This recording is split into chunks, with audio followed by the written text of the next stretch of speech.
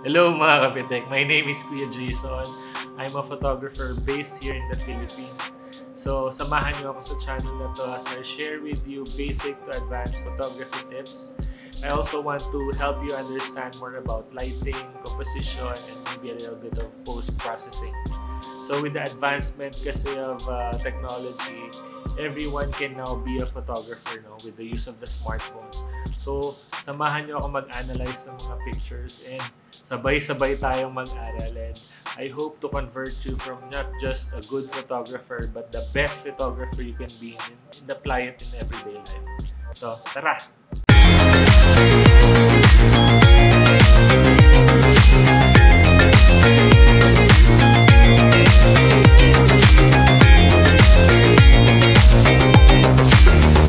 Okay guys, sa episode na ito, I'm super excited to bisitahin at i-appreciate ang Instagram feed ng mga mandirigma ni Sir Jayzam and ni Miss Camille Trinidad.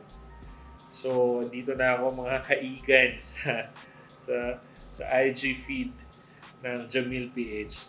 So, I was browsing this over the past few days, and I already selected a few of my personal favorites. So, samahan nyo ako at abangan nyo aking reactions sa bawat pictures. And that, I really like their travel photos, their everyday life, their love for each other. So, inanalyze ko yung mga pictures, and I hope meron kayong matutunan dito sa selection ko. Okay? Here we go. Let's go with the first photo. Okay, sa picture na ito, I love the kwento. So, I really like how they are just looking away, and yung ulap na yon nagdadrag ng attention towards the subject. So, kung ako ito,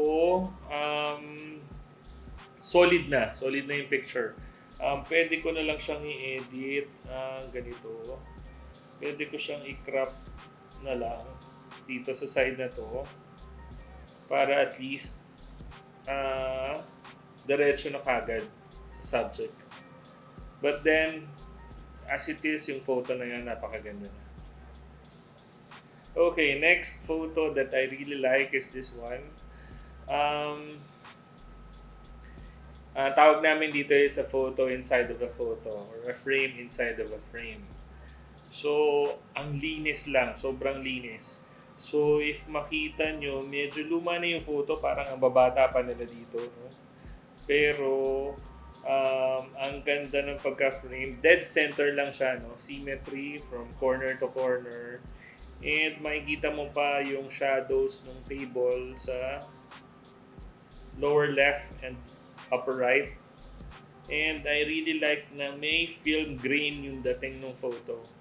But then, pag tingin mo pa lang sa kanya, kuha mo kagad yung attention So your eyes are towards the photo, which is sobrang ganda. I give this 2 thumbs up.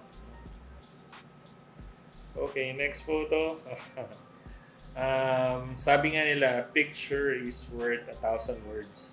So, simple lang yung photo, no? Parang, it's just a super close-up photo of Sir Jayzam. But then, makikita mo sa reflection ng salamin, nakasmile si Miss Camille. Actually, hindi mo siya masyado makikita, medyo underexposed yung side ng salamin. But then, if you will look closer ibig sabihin, tayo naman kasi pag titingin ng photo, hindi naman saglit lang. You have to look to it deeper. So, dito sa photong to, ang daming kwento So, nandito pa ata yung tinatawag na si Baby Jellery dito sa lower left. But then, ang mapapansin mo, I like na naka-blank face lang dito si Jayson, no? And while si Miss Camille is naka-smile towards taking the photo. So again, very solid photo. I super like this. The colors are nice, very natural. And may malalim na description or may malalim na mensahe yung photo. So Guys, this 2 thumbs up to. Next photo, sabihin natin leading lines pa rin. No? Again, leading lines. What are leading lines? So, leading lines are an element of a photo that helps you point a direction towards your subject. So, dito, napansin ko rin sa feed nila Mam Camille, mahilig silang mag-take ng pictures kung saan na gumagawa ng shadow yung araw. Yung pagkadikit niya sa wall, nag-reflect yung color ng wall towards the skin ni Miss Camille. So, nag-create siya ng magandang skin tone. So, parang yung white balance niya perfectly warm in this photo. So, I really like also how Miss Camille looks at the camera. So, again, yung expression ng eyes, that's one hell of an element sa photo, no? It motivates or parang it adds drama to your photo. So I like it how napaka-serious lang ng tingin niya. And yung hotspot sa okay lang naman, hindi ganun kasunog yung sa may cheekbone niya. And I like this. It's super nice. Next photo. Okay. Ang ganda actually. Talk about perspective, no? Again, kung kukuha ka ng photo with your phone, normal perspective would be taking your photo high level or yung nakatayo ka. But then, this photo, kinuha ni Sir Jayzam ng naka-low angle ng konti. So, binaba niya yung perspective para makuhanan si Miss Camille pataas. So, this photo is very flattering. Again, guys, tips, no? So, yun nga, a normal photo is when you look at it eye level. So, try to compose your subject on a different perspective. So, again, pwede kang mag from the top, pwede kang mag-shot below, pwedeng gumilid ka ng konti. Basta hindi common na nakikita ng tao. So, nakikita nyo naman na kahit i-zoom natin, nakatingin siya sa camera, but then yung level or yung angle na pagkakuha niya, pumapasok pa nga ng konti yung lens flare dun sa lens, no? As I mentioned earlier, flattering lalabas yung photo. Medyo nakakapag-stand out siya kapag kahit konting level down mo lang nung camera, nung phone mo, ang laking bagay na. So, again, 2 thumbs up for this photo. Okay, next. Sa mga mahihilig sa pet photography, this is one good shot. No? So, I believe this is their dog, si Spart. Tama ba? Okay. I really like this photo because of how Spart look at the camera. So again, as I always tell this, no, the eyes has a good impression in a photo. So makikita mo rin meron ding konting leading line. Sumakto yung line papunta sa kanya. So maganda to if you could crop it also a little bit. So para ma-highlight lang na papunta yung photo. Yan. Ganyan. And also, yun nga, meron siyang stand out siya sa subject. So, tinanggal na natin yung medyo konting dumi sa likod. But then, overall, I like on how our cute little Spart looked at the camera. So, yun, isang napakagandang Next photo. I mentioned earlier, ito yung mga sunset. But then, malas dahil natakpan tayo ng ulap. Pero, yun nga, isang nakapagpaganda sa photo na to, yung pagkatakip ng ulap, nagbigay ng sun rays towards dun sa dagat. So, ito sabi nga na medyo blue R na to. But then, how to improve this photo, ang subject natin dito is yung sun, actually talaga, yung sunset. So, pinakamagandang gawin natin dito is we just crop it a little more like this. Yan. So pagka kinwrap natin, sakto na. So parang medyo tabingi lang yung horizon. Again guys, yung horizon, always check your horizon, no? So yung horizon, ibig sabihin dapat flat yung dagat. So anything na hindi pantay ng horizon, please avoid that. And always, yun nga, ile-level up nyo lang. So parang ganito, no? So tinanggal natin yung distraction ng sand and nakafocus lang tayo ngayon sa subject. So this is one beautiful photo of the sunset. Next photo. This photo tells about negative space. So, again, what is negative space? Meron kaming sinulat na article about negative space nasa photography.ph. So, it's a good practice to use negative space para mag-draw yung attention mo out of that blank space and going directly towards the subject. So, one big improvement lang dito pwede natin gawin para mas ma-highlight yung negative space is that i-crop na natin yung medyo blue sa taas, which is yung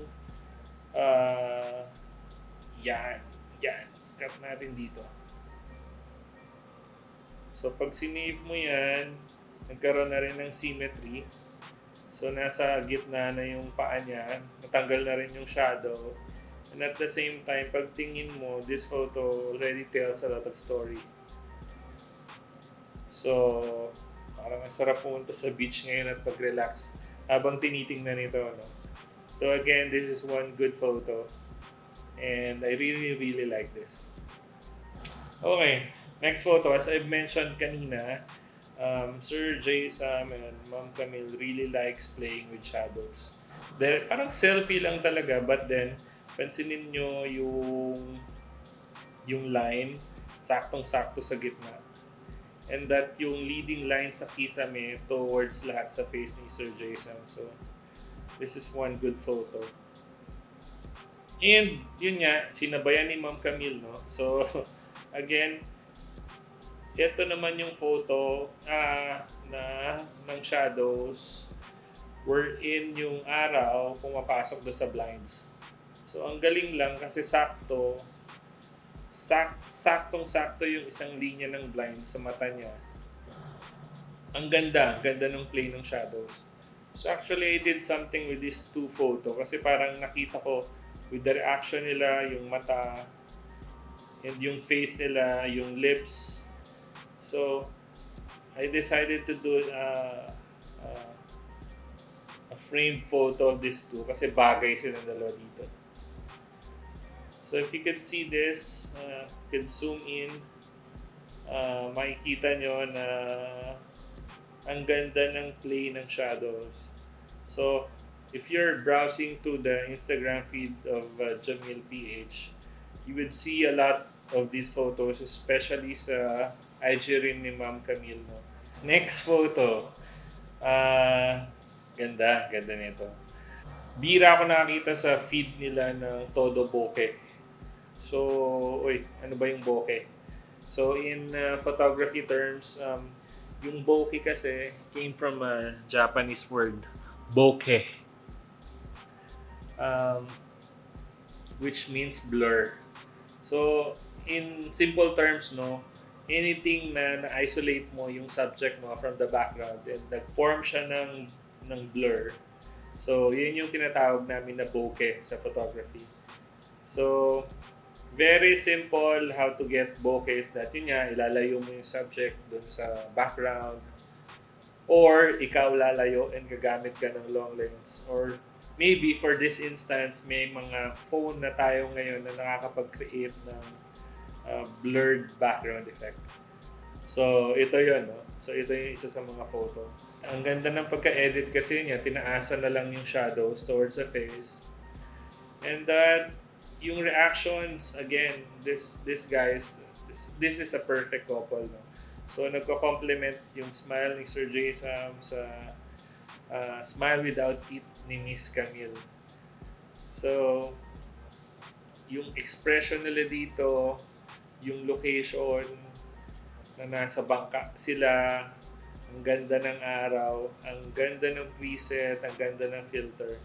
Okay, next one. You often see this photo sa mga travel influencers, no? Mga travel vloggers. Ang pinaka nagustuhan ko lang kasi yung matching ink nila, yung tattoo nila pareho are forms a connection towards each other. So nagkaroon ng continuity yung hand nila. So from Sir Jayzam's ink to Mam Camille's ink, nagdikit talaga siya, ang ganda. And that I love on how Miss Camille has this blank face again. So she looks at the camera, no expression, simpleng nakatingin lang siya kay Jayson. Again, sa ganda ng picture nito, I tried to put this in a frame. So bagay na bagay. Again, siguro if this photo is hanging on your wall, every time you look at it, marerelax ka talaga. Yung tranquility, yung relaxation sa ganitong instances, parang you will instantly get back to the time na nandun kayo sa moment na yun. Wow. Galing. Ang galing ng composition. Ang galing ng kwento, ang galing ng storya. Very simple, no? This is like a coffee morning. Pinatong nila sa lamesa. The rounded table sort of has this element to it. And the texture of the floor, galing. Again, guys, merong mga simpleng photos, simpleng instances na as a photographer or as a hobbyist or someone who appreciates photographs, you have to train your eyes na makita yung mga gantong bagay. Again, pantay na yung playing field, no? Kasi even yung mga smartphones natin produces this quality, this high quality photos, no? So parang nasa yun na lang yun paano mo siya gagamitin. May kwento, may texture, may dating. Simple pero rock, no? So again, this it is. Okay, next photo. Napansin ko to sa mga ilalim pa ng travels nila together. So, again, a frame, a sunset, and a frame. So this time, ang ginamit nilang frame is yung window. Yung window ng aeroplano. No? So, again, sunset, sunrise or sunset. This is so beautiful. Minimalist, but malakas ang dating.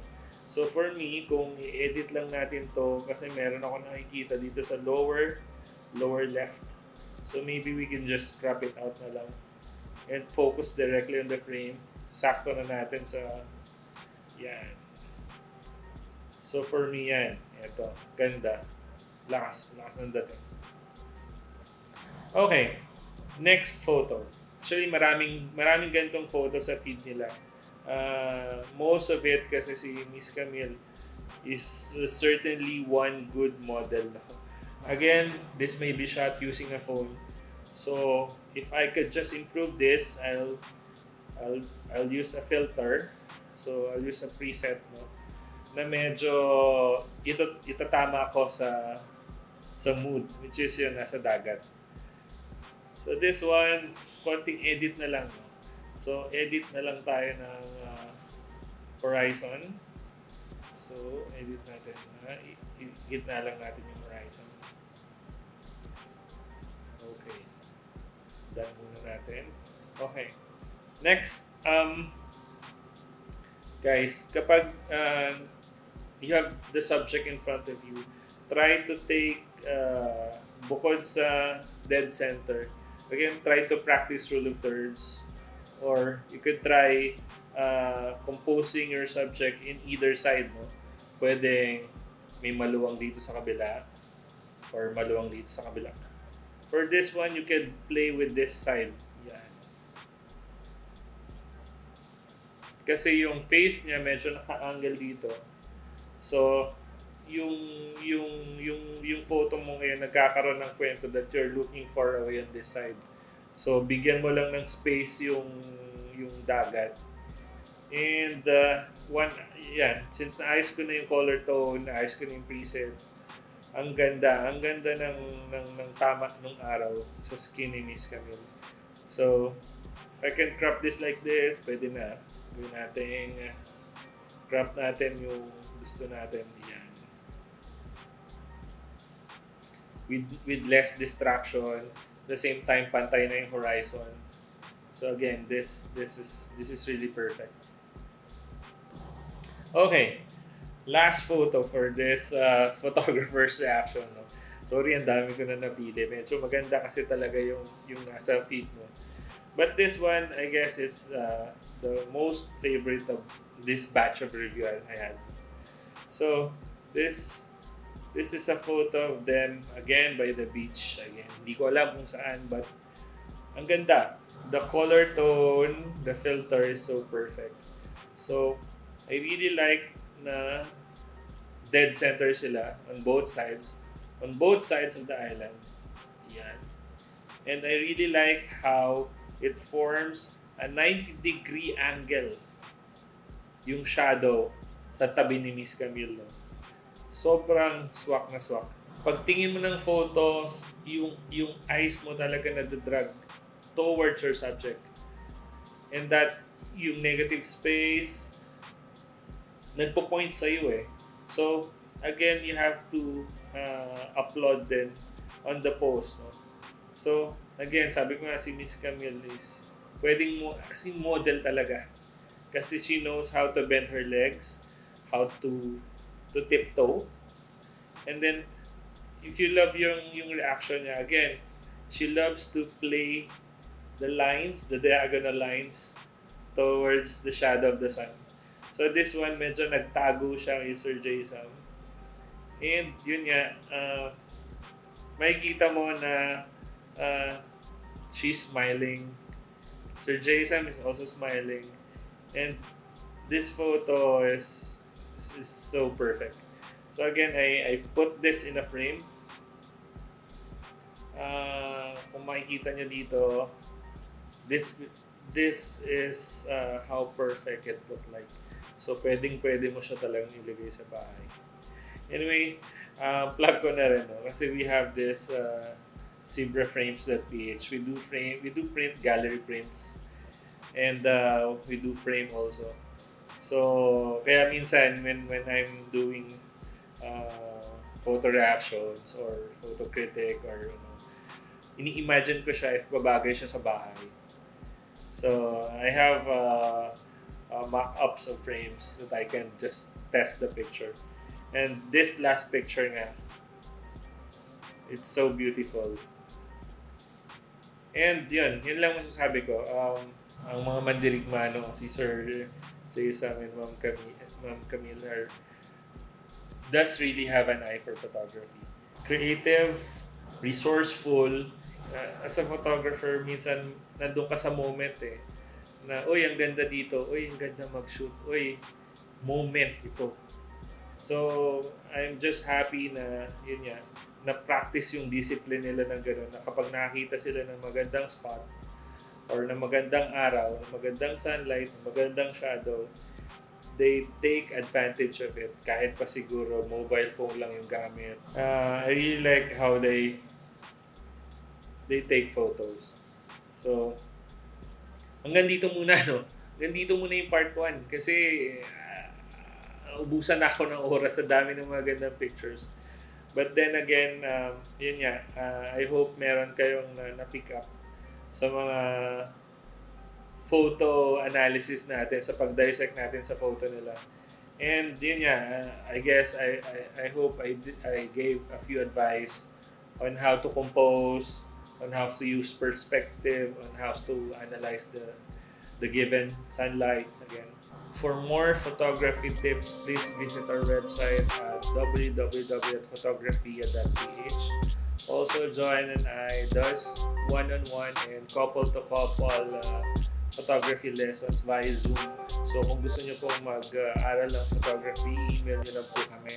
And mga kapitek, leaving you with the advice na pag-isipan at damdamin mo na mabuti bago i-click ang shutter button. Tandaan, it's always the Indian with the proper knowledge of the pan. So, yun, happy shooting and stay safe.